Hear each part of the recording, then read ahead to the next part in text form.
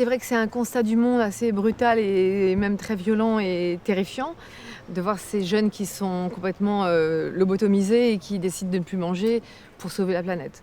Donc c'est un peu, je dirais, une métaphore aussi de l'anxiété actuelle et de tout ce que les jeunes peuvent recevoir et être anxieux de voir que la planète va mal et voilà et qu'on les nourrit à ça et qui sont du coup portent une sorte de culpabilité aussi dans leur est-ce qu'ils peuvent être actifs ou pas actifs, mais c'est de faire quelque chose pour sauver la planète en tout cas.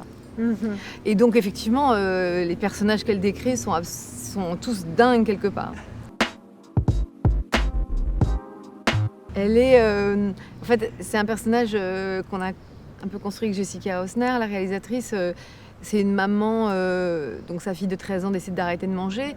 C'est vrai qu'elle aussi, étant un peu anorexique pour une autre raison, plus d'ennui, d'argent, de bourgeoisie, elle décide aussi, elle se dit bon ça m'arrange bien que ma fille arrête de manger, finalement c'est très bien comme ça.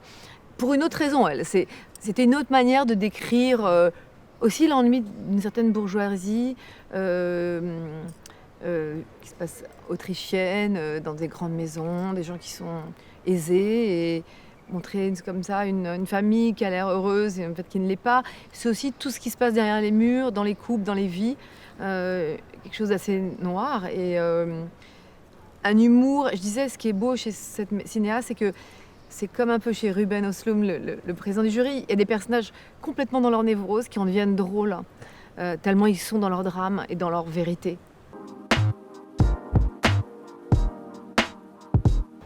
Ouais, c'est aussi de dire on est finalement dans deux mondes très différents et elle n'arrive pas à la comprendre. Quand elle essaie de la comprendre et de lui parler, la fille en crise d'adolescence, elle dit je comprends pas, je veux sauver la planète maman, donc laisse-moi tranquille. Et en même temps, mon personnage, elle est ambiguë avec sa fille, hein. C'est-à-dire qu'avec tout l'amour qu'elle peut lui porter, elle ressent un certain plaisir au fait que sa fille ne mange plus non plus. Donc pour deux raisons différentes, les deux ne mangent plus. Et donc c'est complètement vertigineux.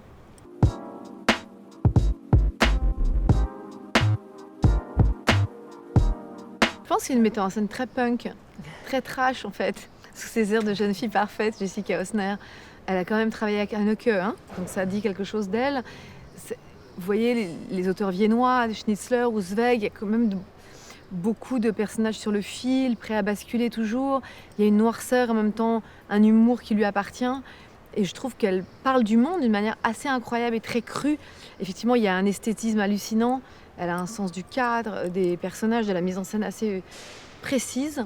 Et en même temps, dans ce chaos-là, elle a un ordre établi. Et en même temps, c'est le chaos dans leur tête et dans leur corps. Ça, je trouve ça très beau. Dans une apparence très carrée et précise. Il y a du chaos à l'intérieur des êtres.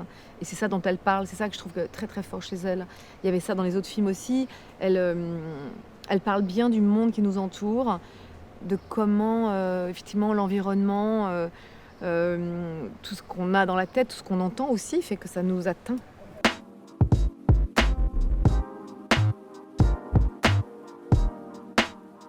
Tout d'un coup, l'espace de l'école est un espace important. Tout d'un coup, quand il y a un professeur qui t'emmène, qui te fait croire que le monde sera meilleur et tout sera mieux si tu arrêtes de manger, si tu fais ci ou ça, c'est l'espace de liberté. Et je pense que le fait d'arrêter de manger aussi, pour ces enfants-là, c'est une manière de contrôler leur vie et de prendre contrôle, comme l'anorexie. Quand les gens sont anorexiques, c'est une manière de prendre le contrôle sur ta propre vie, de décider de ne pas avaler ou d'avaler quelque chose. Donc à un moment donné, la mère, elle est aussi comme ça. Elle n'est pas forcément heureuse dans sa propre vie. Il y a quelque chose d'un peu glaçant, sous une apparente bourgeoisie, un bonheur certain lié à l'argent, qui n'est pas juste, hein, qui fait que les êtres ne sont pas forcément heureux, même du tout.